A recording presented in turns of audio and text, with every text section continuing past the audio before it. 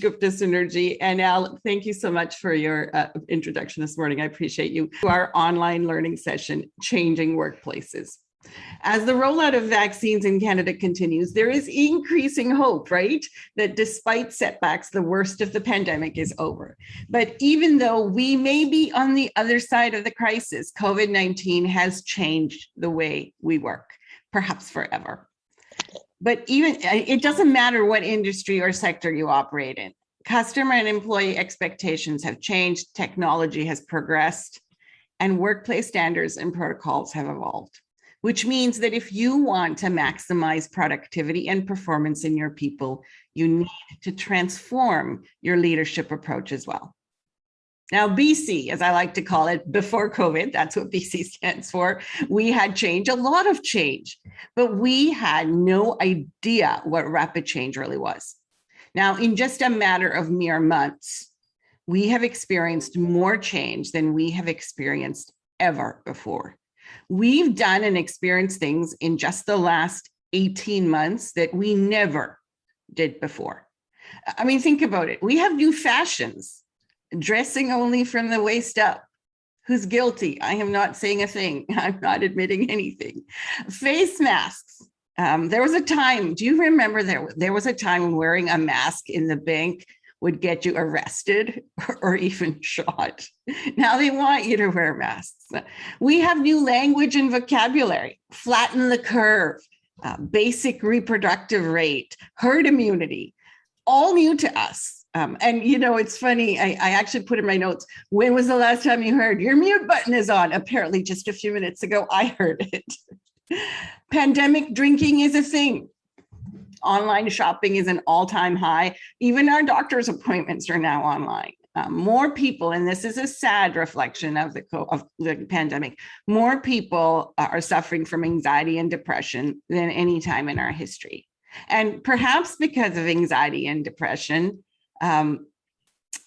more pets have been adopted than ever before. Now, on the not so great side, we actually have conspiracy theories. There are more conspiracy theories than have ever been recorded about the coronavirus, about the vaccination, about the government, about the possible cures for COVID-19. So just for fun, to kick us off this morning, I thought we'd do a quick poll to see how many of you have experienced some of these changes firsthand that have only become commonplace since March 2020. So here's what I'd like you to do. I would like you please to, I'm just going to do a quick share here. I would like you please to grab your tablet or your phone, or even if you're on a laptop or a desktop, just go to another window in your browser and go to this website called menti.com. I'm going to pop it up on the screen in just a moment and you'll see it. The website is called www.menti.com. And once you're there, there'll be a little spot for you to enter a code. The code's at the top of your screen, but I'll repeat it for everyone. It's 9941-8976. Now, if you're wondering why I'm looking over to the right-hand side, it's because I have the results on a big screen on my right-hand side. And I'd like you to just go in there and just answer this poll. And the cool thing is that the results are going to pop up in real time. Okay, so for those of you who are not on a video and can't see the screen, I'm going to tell you where to go again. It's www.menti.com and use the code 9941-8976. And as soon as you're there, this is select as many that apply. There's 12 statements there, and if they apply to you, please select them. And once you press submit, those results are going to start coming in real time. Now, Tina, since you were so helpful to me the last time, are you seeing that on your screen? Oh, you know what? I see the results are coming in, so we must be okay. Thank you. Oh, yes. So if you want to follow along, because you should be able to see these in real time, there's usually just a little bit of a time lag depending upon your bandwidth. But you can tell by just looking at the bottom right of the screen how many people have participated so far. And here on my screen right now, it says that 17 people have participated. So I'm going to wait for a bit because I know we've got a lot more than that on our session this morning. So I'm going to wait to see what results are coming in now.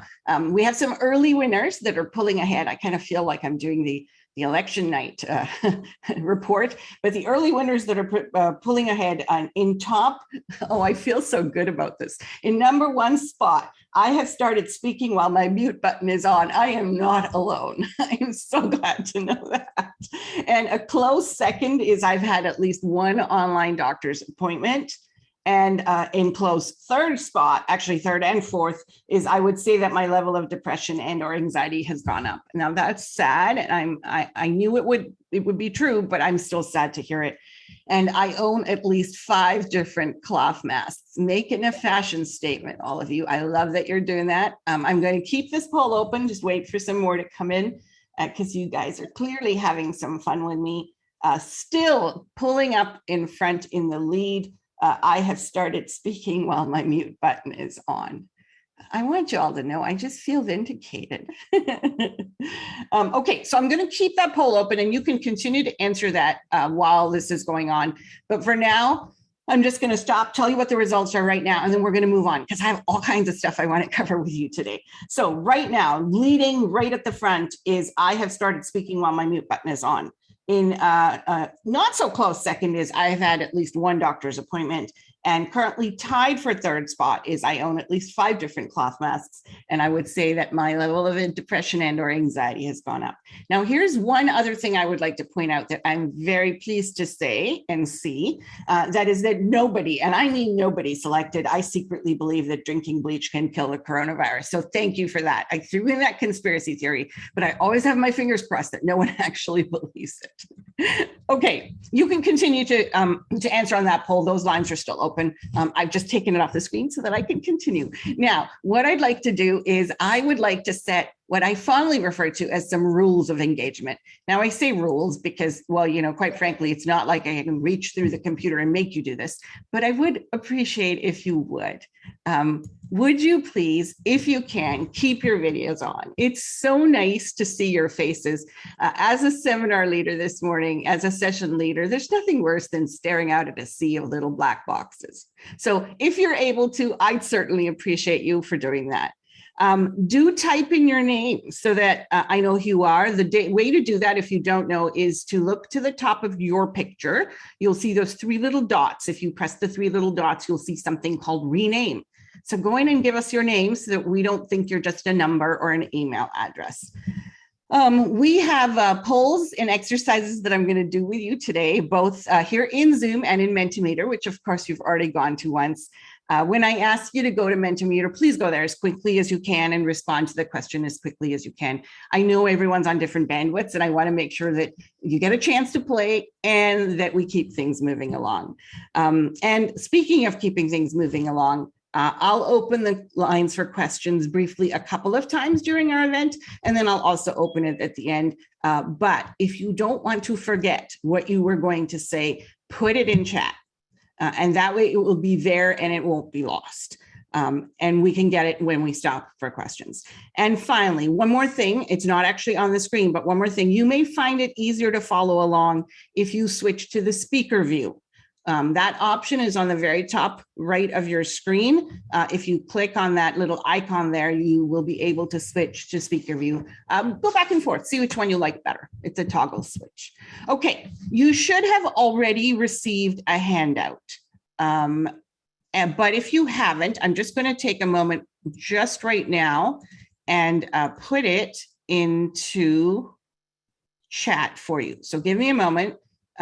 I am pretty darn good at multitasking, but occasionally I have to go while I find the file I want. There we go. I found it. I've popped the handout into chat just in case some of you didn't have a chance to get it before. Now, I have all kinds of things I want to share with you in the short time we have together. So our session today is going to be jam-packed. So strap on your seatbelts and hold on. We are going for a ride. Now, I want to start off by talking about the 3 major shifts in expectations that have come as a result of the pandemic. I mean, that's what we talked about. The title of this session today is Changing Workplaces. So there are 3 major shifts. And the first one is that people want to return to work gradually. We were just on the Delta variant. Now we're on to the Mu variant of the virus. And recent in-house surveys at several of my client organizations show that people who were sent home during the pandemic are not necessarily comfortable about returning to work. They're concerned about large in-person gatherings. They're concerned about having to take public transit. Now, for some of you listening here today, your companies already have your people back at work because that's the kind of business you have, right? You may be in manufacturing, you may be in some sort of a service industry where you actually need individuals to attend customers' houses. So you may not have a choice. That's the kind of business you have. But in companies where working at home is an option, this is what employees want. Now, my discussions with several of my clients indicate that not everyone is coming back to their workplaces right away. And when they do, it's not all at the same time. Some leaders are planning for a fraction of their employees in the office at one time on some sort of a rotating basis. So that's the first shift that, as a general shift that we're seeing. And this is in expectations, employee expectations, client expectations, and employer expectations. Again, the second one is an employee expectation. There are increased requests to work remotely, at least on a part-time basis. Now, again, that applies to organizations where this is possible, right? But in organizations where this is possible, it's actually a competitive factor now in hiring. Now, February of last year, so what was that, about 19 months ago now, I had a conversation. So we're talking pre-pandemic, BC before COVID. I had a conversation with a senior manager, one of my client organizations. And he said to me, he says, employees can't work remotely. And I said, well, why not? And he says, well, because, there's a technology issue, there's the work ethic issue, there's, where our clients accept it. Yet, here we are, 18, almost 19 months later. And a pandemic has shown us that this is in fact possible. We have the technology. Many of our clients have really come to expect this, and they've accepted it with some reluctance. But a lot of people have accepted it, and in many cases, employees have actually reported that they have increased productivity. So I want you to think about it for a moment from the employee's perspective. They don't have to spend time and money commuting, so they actually have more take-home pay. So sometimes that's a factor as well. So that's the second shift. And the third major shift in expectations is that we know this, face-to-face protocols are forever changed. No matter what, face-to-face protocols are forever changed. Not every organization has jobs that can function remotely. And many of you on this call come from those kinds of organizations. There are certain products or services that require people to go to work, right? You can't fix a refrigerator from afar. If you work in manufacturing or in a processing plant, you can't work at home. The cashier at the grocery store can't check you out remotely. In these industries, while obviously staff will not work at home, the protocols under which they work will alter significantly. And, we've seen it already, right? Tradespeople are wearing masks and gloves, and they're asking customers to declare their vaccination status, their recent interactions, their travel, and they're maintaining physical distances when they come into people's homes. Workers at plants are operating at different distances, further distances from each other, separated by plexiglass. Retail stores are sanitizing counters and their payment devices after every use and after every sale. And whenever possible, they're encouraging people to use the self-checkout lanes. It is very likely that these new face-to-face procedures will last well into 2022 and probably longer. So with this in mind, with these three major shifts that we've already seen and we know are going to continue well into 2022, what I'd like to do during our time together is share and explore ideas and strategies with you on how to best lead, how to be a better leader, how to be more effective as a leader in the face of shifting expectations. I'd like to leave you with specific and practical tools and tips to get commitment from your people as things change, and they haven't stopped changing, and they're not going to anytime soon. So get that commitment from your people as things change, and some tips and ideas on how to create a supportive work climate that produces results. So the one thing that we know about our pandemic and post-pandemic world is that it is characterized by ambiguity and uncertainty. But the thing is, we don't all respond to this ambiguity and uncertainty in the same way. We all have what is called an ambiguity tolerance level. And I want to spend a few moments explaining this phrase to you, because this is one of those things. If you understand this, it suddenly explains a lot of other things that you might observe or you might experience. I'm going to explain ambiguity tolerance level to you by conducting a quick exercise with all of you. Now, in a moment, I'm going to put a scenario up on the screen. Now, I'm actually going to put 3 scenarios up on the screen, but each one is independent. So we'll do one at a time, and we'll look at the second, and then we'll look at the third. But as I put up this first scenario on the screen, I want you to think about the pre-pandemic world. So I want you to think BC, before COVID, when you make the decision I'm about to ask you to make. Now, remember, there's no right or wrong answer, by the way, in what I'm putting up. It's simply that it's a reflection of who you are and how you make decisions. It's important, though, that you assume that you were in the pre-pandemic world, because that will make a difference, all right? No right or wrong answer. Your decisions are just a reflection of who you are. So here is the scenario. It's time to make your annual reservation at your vacation cottage. You have returned to this particular cottage year after year because of its location near the water. This year, the only cottage available is a nicer one, much closer to the water. So I would like you now, please, to think BC, before COVID, pre-pandemic, and I would like you to answer the question, would you go on this vacation? So I'm going to pop a poll up on the screen in just a moment.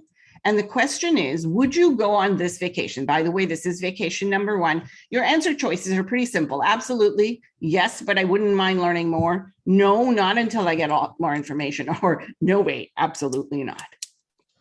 And I would like you, and I'm going to wait for probably about a minute to see if we can't get in as many responses as we can to the poll. But I do see the answers coming in, so that makes me happy. You all are playing, which is fantastic.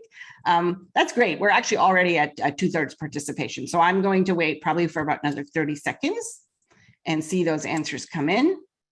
Okay, these are interesting levels. I'm going to share the results with you once I close the poll. But we're just going to keep them coming in. Yeah, we're almost at 80%. So I'll give it another 15 seconds. I usually like to keep the polls open for at least a moment. I do want to acknowledge that everyone joining here today is coming in on a different bandwidth. And sometimes it takes a few moments for people to join in and play. And I do know that some of you are coming in on audio only, which of course means you may not be able to play, but I will share the results with you. Okay. I'm going to close that poll now, and I'm going to share the results with you. And here we go. So here's what we discovered. 39% of you said, yeah, absolutely, I'm going. 37% of you said, yes, but I wouldn't mind learning more. 19% of you said, no, not until I get a lot more information. And 4% of you were like, no way, absolutely not. So if you just, I'm going to do some quick math here, 76% of you said you would go. 76% of you either said absolutely. 76% of you said either absolutely and yes, I wouldn't mind learning more. Okay, so I'm just going to make a note of that. That's at 76. I will come back to these numbers in a few moments, which is why I'm actually writing them down. For now, I'm going to stop. I promised you that we would see 2 more vacation scenarios. So why don't I take you to vacation scenario number 2? Vacation scenario number 2. This year, your significant other is planning another vacation. You have the time and the resources to take it. The destination is Aruba. However, some of the details have yet to be worked out. You don't know at this point how you're going to get there, air, land, or sea, or how long you may stay at various places on the island. Now, for someone who's going, Merge, Aruba's an island, you can't get there by land. Well, land's for when you get there, okay? However, you don't have any details, but you need to make your decision right now. Think back to BC before COVID, and the question is the same question. It is, would I go on this vacation? And I am going to pop a second poll up on the screen. It's actually the same answer choices, but now, of course, I want you to think about vacation number 2. Would you go on this vacation?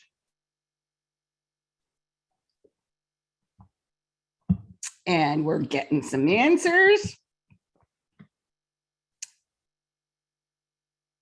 We're at about, oh, you guys are coming in much faster this time. I think I warmed you up after poll number 1.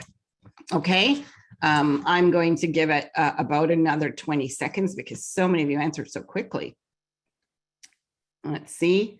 We're at just over 80% now, which is fantastic. And oh, there's still some more coming in. So I'm going to wait just about another 15 seconds, which is longer than I planned, but that's all right because I see answers are coming in and I want to get in as many people who want to participate as possible. Okay, we'll give it 5, 4, 3, 2, 1, and I'm going to end the poll. Okay, and I'm going to share the results with you. Here we go. So there's been a slight switch, okay? Now, 31% of you said absolutely. 24% of you said yes, but I wouldn't mind learning more. 38 said no, not until I get a lot more information. And 7% were no way. So you may not remember, but last time around in vacation number 1, 76% of you said yes, absolutely, or yes, I want some more information. This time around, 55% of you said yes, absolutely, or yes, but I wouldn't mind learning more. Okay, there is a scenario 3. So let me take you to scenario 3. It's what I fondly refer to as vacation number 3. Here we go. It's time for vacation number 3. This one is the mystery tour. You don't know where you are going, how you are going to get there, or what you'll be doing ahead of time. You could be panning for gold, digging ditches, or whatever. You won't find out till you get there. Think back to BC before COVID, and the question, of course, is exactly the same. I'm going to pop that poll up on the screen. And of course, this time I want you to think about vacation 3 and tell me, would you go on vacation number 3? And oh, you guys know how this works now. Oh my goodness, those answers have come in so fast. We're already at 55%. Okay, I'm going to still keep that poll open for a bit. Just to see if we can't get it. Oh, we're almost at 80, but I'm going to see if we can't get it more than 80%. And it's coming in and it's coming in. And you know what? I'm still going to give it 15 more seconds, just in case we have people who are on slower bandwidths. Okay. Oh, yes, it just inched up another percent. So I did the right thing. I'm going to go 5, 4, 3, 2, and 1. And I'm going to end the poll. I'm going to share the results with you. Now, as you might have expected, there is another shift. Let me make sure I get this down. Okay, so we have 9% of you are like, heck yeah, we're going on this vacation. By the way, you 9%, I'm particularly fond of you because you subscribe to my theory. My theory says that a bad day on vacation is still better than a good day at work. So 9% of you said, absolutely, I'm going. 28% yet said, yes, I wouldn't mind learning more. 41% of you said, no, not until I get a lot more information. And a whopping 23% of you said, absolutely, no way, not doing it.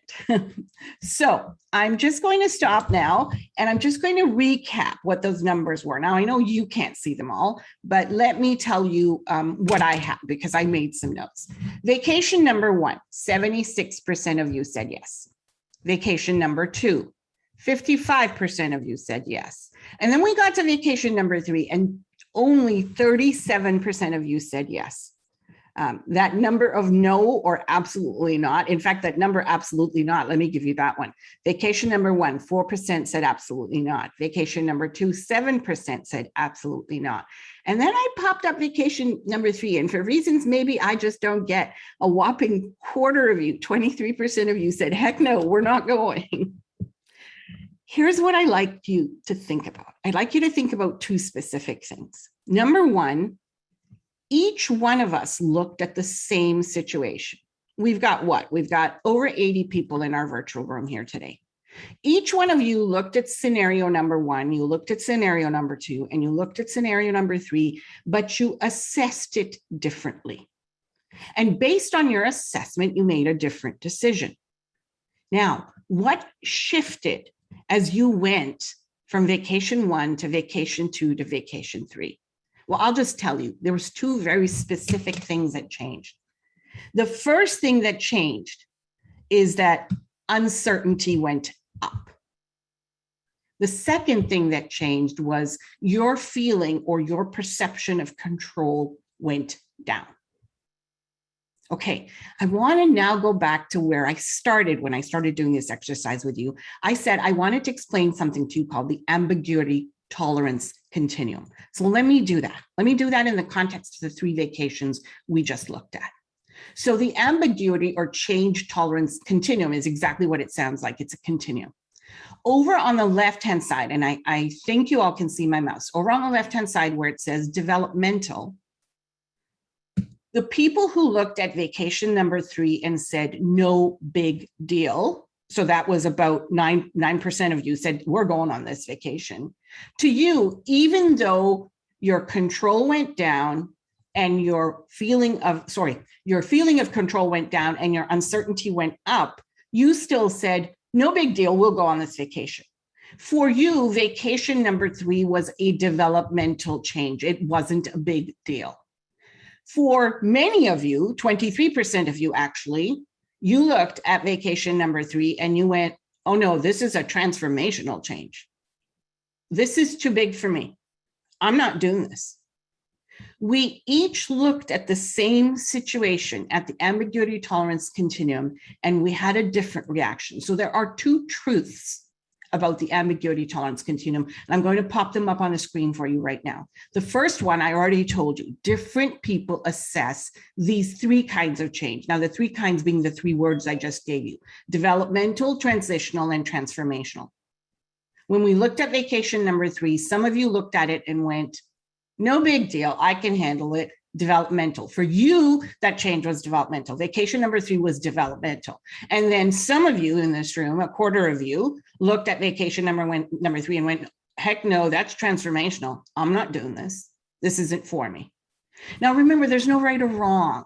This is not a reflection or a judgment of who you are. Our ambiguity tolerance number, and I'm going to talk about the number, where we sit on this scale is a reflection of who we are. It's our personalities. It's our life experiences.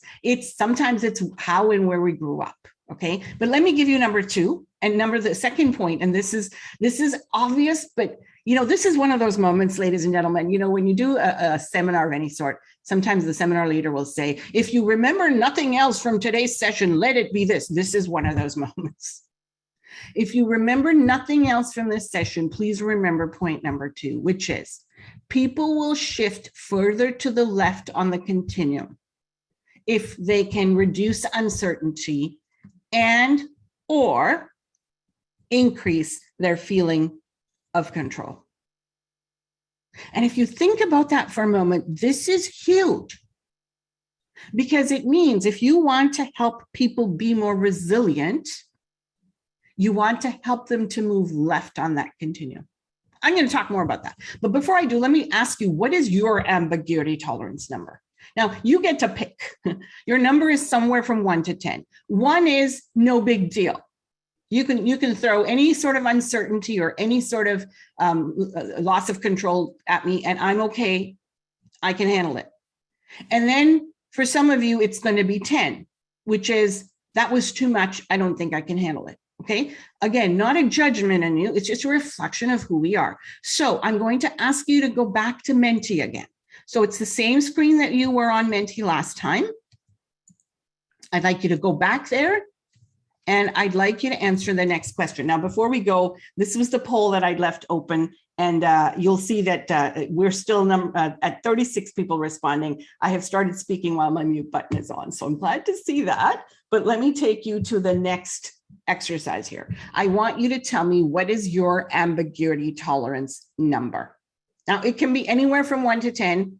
It's who you are, no right or wrong answer. Just tell us where you believe you are on that scale, that continuum. And the answers have already started to come in, and you should be able to see them in real time. And let's see what we get. Let's wait for them to come in. We're still only at 15 people. And look at the responses pouring. Now, while they're coming in, clearly you can see right now that number 5's kind of where most of us are at. 1/3 of us are at number 5. But I also want you to notice that there's something that, well, any of us who've been in the educational system, remember the dreaded bell curve. Well, you see there's a bell curve happening here too. So while those numbers are coming in, let me tell you a little bit about what I'm seeing. First of all, you should know what I'm seeing is not unexpected. It's entirely what I expected to see, which is we'd get a variety of answers. We'd get a variety of answers, but that's something worth thinking about, because you know what? Your people, they have a variety of numbers as well. They're all over from 1 to 10. And we've got our majority, just a little over 25%. 27% are saying that their number is number 5. But yet we've got people going all the way from 1 to 10. And that's worth thinking about. That's worth thinking about. Now, there's 2 things I want you to know. Since the pandemic started, I've probably done this ambiguity tolerance curve with groups of people, I'm thinking probably over 80 times. And I've seen a couple of patterns that I want to share with you. The first pattern I've seen is that people who are in leadership roles, so they have titles of manager, supervisor, CEO, director, general manager, all of those, they tend to have numbers that are closer to the left-hand side of the scale. And people who are in junior roles, lower in the organization, lower on the totem pole, tend to have numbers closer to the right-hand side. Now, if you think about that for a moment, that makes complete sense, because those of us who are in leadership positions, we tend to have access to more information. Therefore, our uncertainty tends to be less. And we tend to feel like we have greater control because we are in positions of leadership. Compare that to people who are not. So that's worth considering. Now, the key, I'm going to take us off that screen for a moment, and I want to just take you back to the PowerPoint, because the key to using this information in a good way, to using this information for good, is to realize that if we are to thrive in today's workplace, then what we need to do is we need to become more resilient. Not only for ourselves, but we need to help our people become more resilient. Well, how do you help your people become more resilient? Well, I'll tell you that in a moment. But first, let me explain what these 2 things are up on the screen. See, what you have on the left-hand side is a raw egg. Now, what happens when you drop a raw egg? It breaks. It makes one heck of a mess on the floor. The one on the right is a rubber ball. When you drop the rubber ball, what happens? It bounces. So when I say resiliency, what we're trying to do is we're trying to help our people become more rubber balls than raw eggs. And the way to do that is to help them either increase their feeling of control or reduce their uncertainty, or both. Right there. That's huge if you think about it for a moment. Anything that I as a leader can do to help my people reduce their uncertainty or increase their feeling of control means that I will build resiliency in my people. So how do you build resiliency in your people? You lead, you inspire, you support. You give people as much information as you can because you want to reduce uncertainty. And you help them do things so that they feel like they have some control. Even though the pandemic has changed our perception of what control might be, it's made so many things out of our control. What can we focus on that we control? So what I want to do now is stop for a moment, see if we have any questions, and then just to make sure you stay and you don't leave, what I'm going to do when we come back is I'm going to give you, and I'm just going to check my notes to see how many I've planned. You know what? Let me check. My plan is to give you a total of 8 very specific ideas to build resiliency in your people. But right now I'm going to stop sharing, and I'm going to check in with Enrica and Tina to see if we've had any questions come in, because I have not been paying attention to chat. If you didn't put it in chat and you'd like to ask a question, now's the time to just unmute yourself and jump in.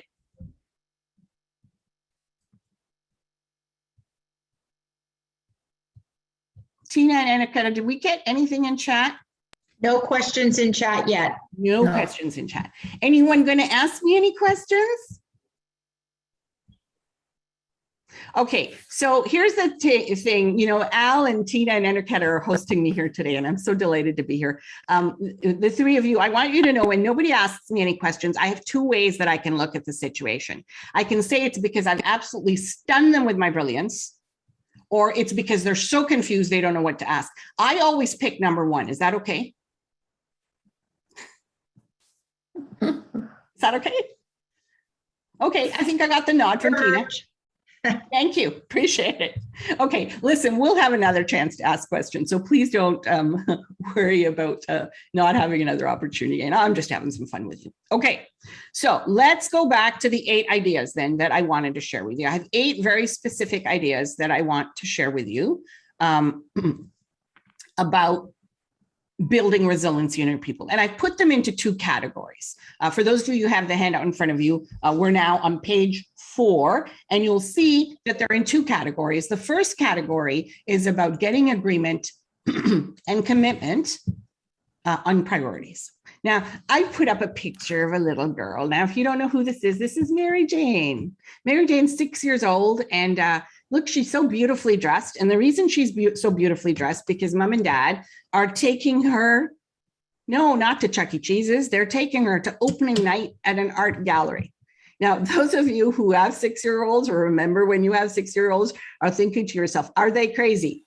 Well, perhaps. See, her parents, they had Mary Jane late in life, and they decided that it was a good idea to take a 6-year-old to an art gallery, opening night at an art gallery. They very, very quickly realized they'd made an error in judgment because little Mary Jane was bored. And her way of amusing herself at this art gallery was to run screaming from pillar to pillar. She was screaming, "You're it!" And I want you to get this vision in your head for a moment. Okay, this is a very she event. People are sipping wine and they're nibbling on hors d'oeuvres and they're talking about the various art installations. And then there's this little 6-year-old girl, beautifully dressed, but screaming at the top of her lungs, "You're it!" running from pillar to pillar. And they're like, "Oh, a child." Well, as I said, Mary Jane's parents pretty quickly realized they'd made an error in judgment. And to give them credit, they really tried to settle her down. They try to, shush her and get her to stay by them and hold her hand. And she's 6.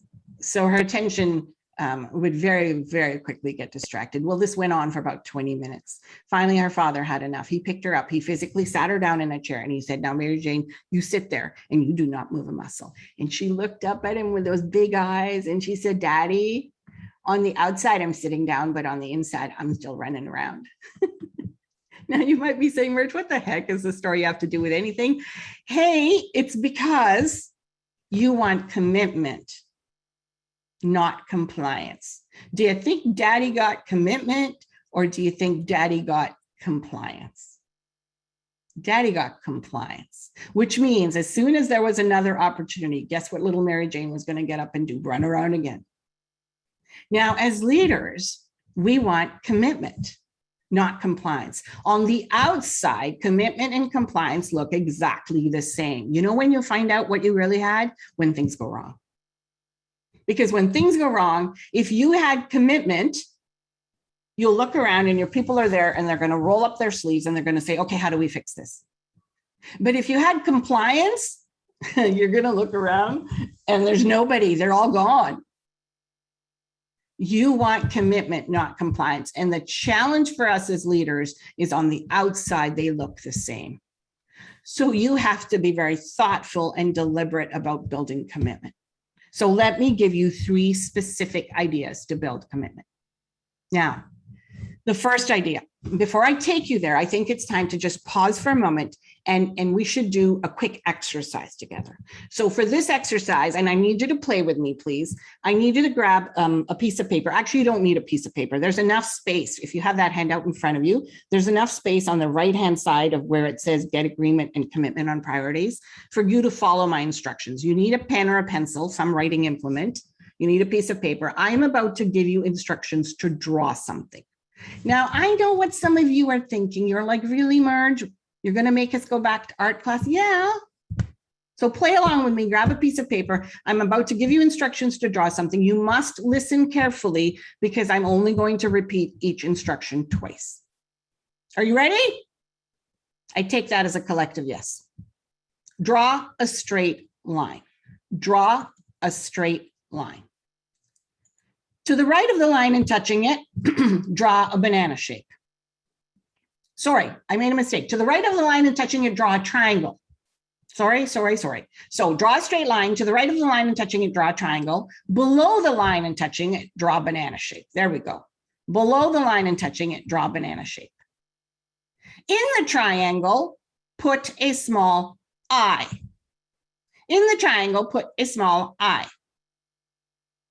In the banana shape, print the word sail. In the banana shape, print the word sail. Below the banana shape, put 5 cursive C's. 5 cursive C's look like this. I just put it up on the screen for you. That's below the banana shape, put 5 cursive C's. Okay, what do you have? Turn on your mics, tell me what you have. Hold up your picture to the screen, let's see. It's not always easy to see, so why don't you just tell me? Turn on your mic real quickly and tell me what you have. Your mute button is on. I have What do you have? I have a line, a triangle with an I, a banana shape with the word sail, and 5 cursive C's. But Joan, what is it? I think it's supposed to be a boat. I think I have a sailboat. No Okay, idea. Kayla, do you have a boat? Oh, I don't have it, but I think I Oh, could. you don't have a boat. Okay, and I heard someone else said they have a boat. Who has a boat? Boat? I sort of have a boat, a It's sailboat. supposed to be one. Ian, you sort of have a boat. Is Yeah. it seaworthy? I'd let Al go in it. Al, I think he's saying he's he's not fond of you. I'm just joking. Did anyone have a rifle? Did anyone have a fish? A golf tee? Come on, people. What do you have? Al, you know, when you invited me here to come and speak today, you said to me that on this call today, on this session today, I would have some of the brightest minds in Ontario. At this point, I have to tell you, I'm seriously concerned because I said to you, draw a straight line. To the right of the line and touching it, draw a triangle. Below the line and touching it, draw the shape of a banana. In the triangle, put a small I. In the banana shape, print the word sail. Who went shopping? Below the banana shape, put 5 cursive C's. You didn't get this?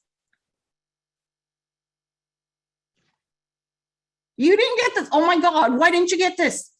Turn on your microphone, someone. Tell me why you didn't get this, please. Because I will have you know, I gave you very clear instructions. Because there were lots of words that have 2 different meanings or 2 different spellings. I wrote sail, S-A-L-E. I put the letter So I. Joan, you clearly got the wrong meaning. My boat's capsized. Ella, what are you saying?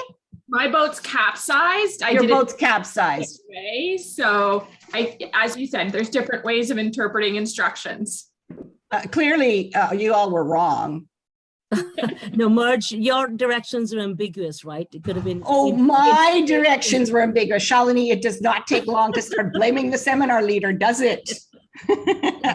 Hey, listen. How many of you, after I said draw a straight line, actually thought to yourself, I wonder if she means horizontal or vertical? Just your quick show of hands. Yeah, but nobody asked. Now, in this environment, it's actually hard to. But tell me something. Does this ever happen in real life in the workplace? Sure. Yeah.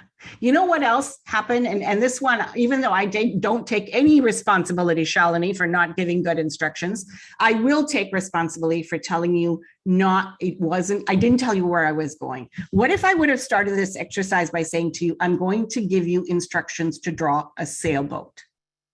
Do you think you would have gotten a bit closer? Yeah, I think you would have. And that takes me right to the first very specific idea I have to share with you on how to get agreement and commitment on priorities. Share the big picture. Tell people where you're going. If you don't tell people where you're going, don't be surprised if about 80 of them end up someplace completely different. That was my biggest mistake. I didn't tell you where I was going. Share the big picture. Here's idea number 2. Tell people why. Tell people why you're making changes. Don't just say because of the pandemic, even if it's true. Go deeper in your explanations. Your people will appreciate you and they'll buy in faster. Schedule information sessions. Make time for one-on-one conversations. Give people a chance to ask questions. Allow them time to grasp your answers. Remember, you want commitment, not just compliance. And trust that most of your people, there's always exceptions, but trust that most of your people will be comfortable with incomplete information.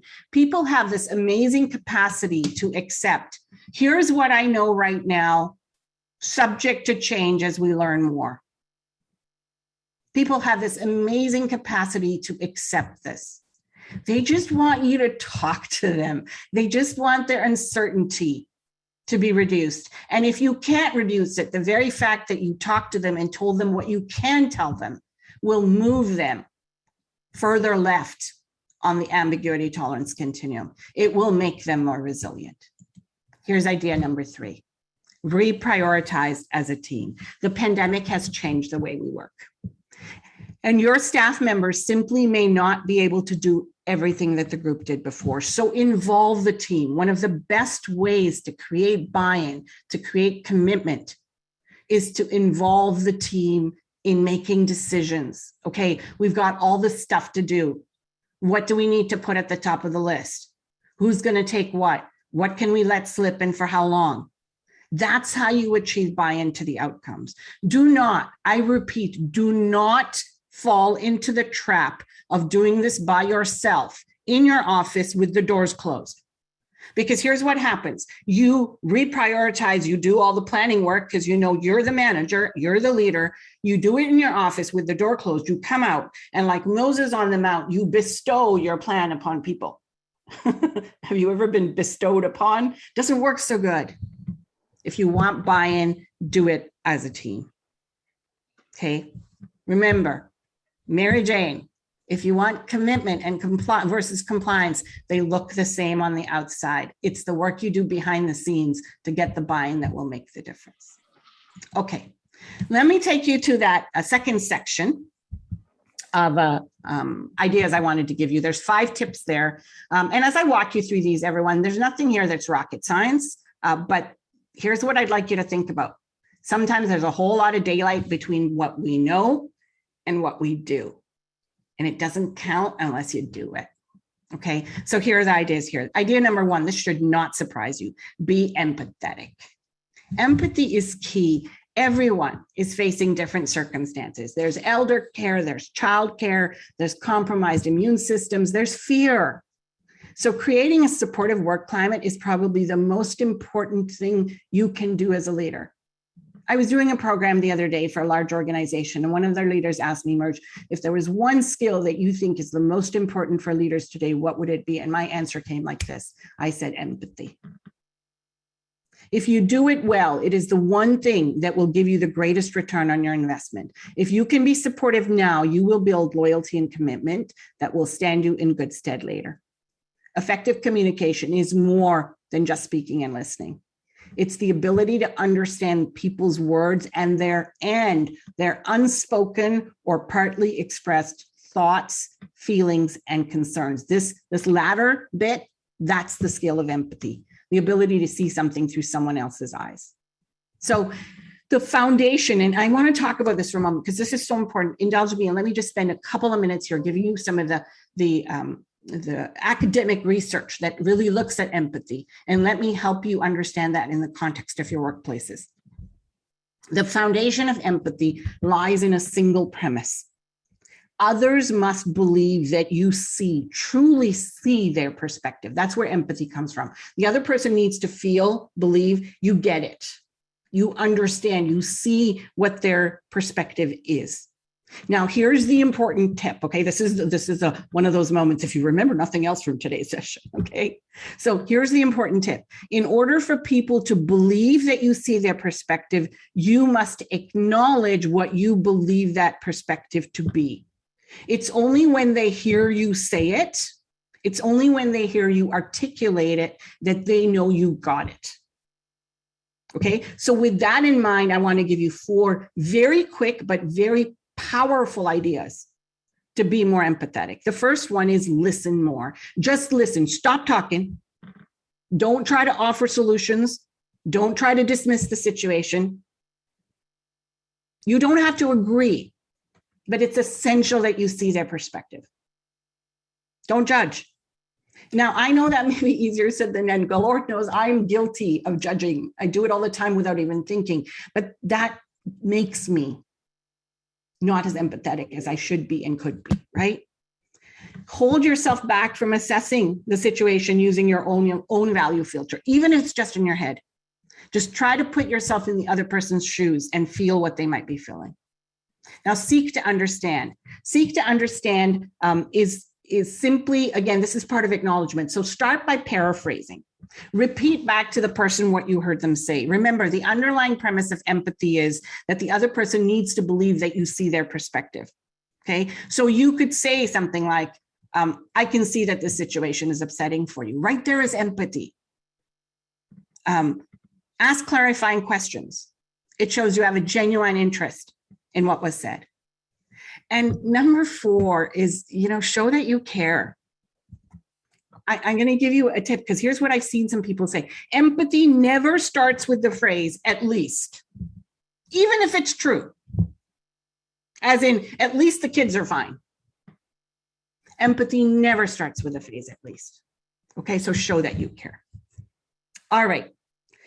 Here's tip number 2. Hold regular structured one-on-one meetings. Hold regular structured one-on-one meetings. Now, if you're thinking that it's a good leadership practice to have regular structured one-on-one meetings with all your staff, whether they're located in the office or working out of their home, you're correct. But it's even more important if you happen to have staff who are physically remote and you're leading from afar. Now, this structured, I say structured, you might say, Merge, what's structured? Well, there's 6 components. I'm going to put them up on your screen. I actually think that, what did I do? No, I went too far. Sorry, they're not, here they are. I'm going to put them up on your screen. Don't sweat it. First of all, they're in your notes. Even more importantly, if you look at the very last page of your handout, you'll notice that there's some hot links, and one of them is how to there's a second bullet point under want to learn more, how to maintain that long distance relationship with your boss. That outlines the 6 points. Now, when I wrote that column for the Globe, I was doing it from the employee's perspective. You are the employer. It's the same information. It's just when you read it, switch it. I was writing the column to employees. I said to them, ask for this regular structured one-on-one meeting. The steps are in there, and I've given them to you in a fair amount of detail. It's not a long read. My editors at the Globe don't allow me to write more than 700 words per column, so you know it's not going to be a long read, okay? Let me take you to number 3.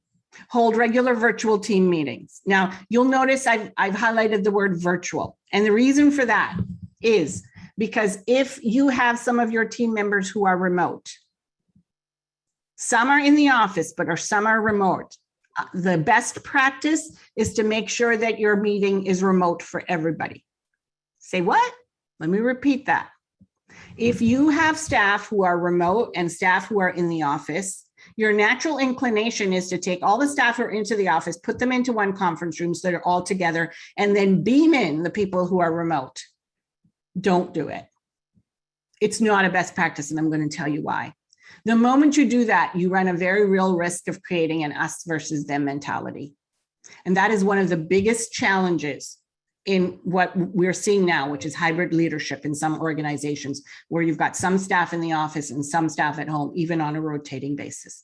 So if you've got staff who are remote, make that team meeting virtual for everyone. That means you have to send the staff in the offices to go sit at their desktops, which might seem a little silly, but it's actually the best practice, because if you put a group of people in the room together, there's things to happen, side conversations, the visuals, and you will create inadvertently an us versus them mentality. So just watch for that, okay?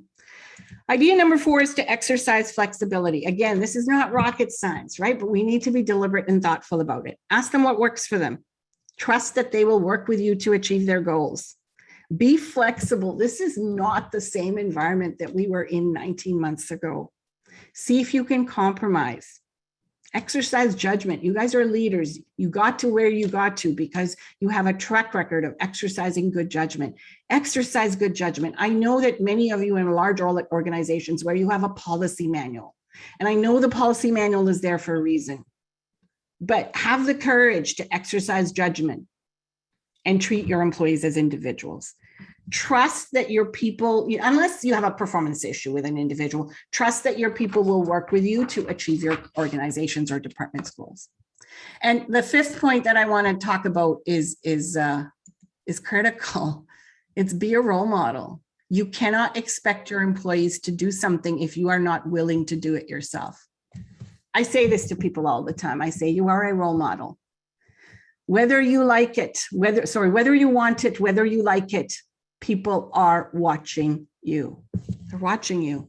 You set the standard for how people behave and how they act. You cannot expect your employees to do things that you are not willing to do yourself. It is essential that you walk the talk. Do as you say. If you want your workers to get double vaccinated, then you should get double vaccinated.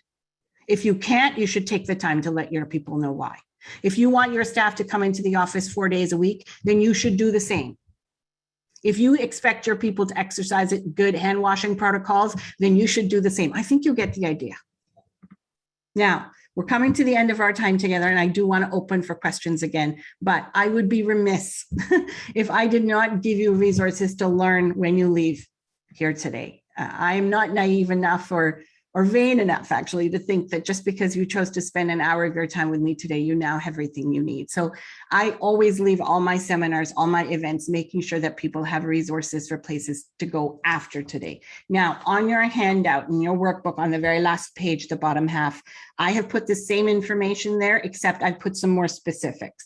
I've put in a couple of articles that I think are particularly relevant. One is how to display true empathy in the workplace. And the second is the one I already mentioned to you. It's how to maintain that long distance relationship with your boss. On my website since January of this year, I have also been doing a video tip series. Each video tip is about 3 minutes or less in length. And it's specifically about how to lead hybrid and virtual teams. If any of you are in organizations where you do have a hybrid setup or still a virtual setup, I hope that will be helpful for you. All the columns, virtually all the columns I've written since March of 2020 have something to do with leadership in a pandemic situation. I encourage you to join up if you will, of course, if you want to sign up for the newsletter I have coming out once a month. Full disclosure, it's email. We follow Canada's anti-spam legislation. We take it very seriously. We will not spam you. You receive 2 emails from me a month if you'd like to sign up for that. I put a QR code up on the screen. You can just use your phone or your device, scan it, and it will get you to the place you need to sign up for it. This is a poem from a book called The Tibetan Book of Living and Dying. It happens to be my favorite poem.